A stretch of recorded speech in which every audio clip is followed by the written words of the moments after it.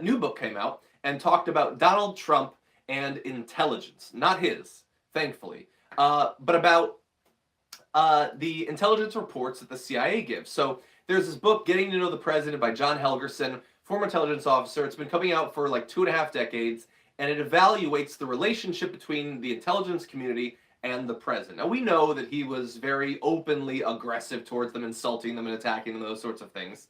But they apparently had a problem with him too. Helgerson says the only and imperfect analog was the Nixon transition. So when they bring in Trump, the closest comparison is to when they brought in Nixon. They said Nixon effectively declined to work with the intelligence community and instead got his information through an intermediary. They said Trump was like Nixon, suspicious and insecure about the intelligence process. But unlike Nixon in the way he reacted, rather than shut the IC out, Trump engaged with it, but attacked it publicly, which is really how he treats basically anyone. He received regular briefings, despite publicly attacking them.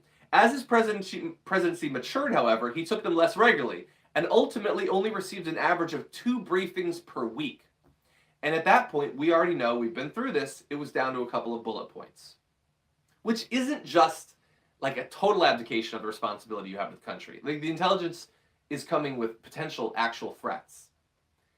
But, like, again, why did you want to be president in the first place? If you don't care about this stuff, if you're not interested in knowing about this stuff, what is the point? Why do we keep electing people that aren't interested? And by the way, I'm not just attacking Donald Trump there. Joe Biden is so checked out at this point. These are people that have worked for decades to become president, to hold a position that they would be like super apathetic about.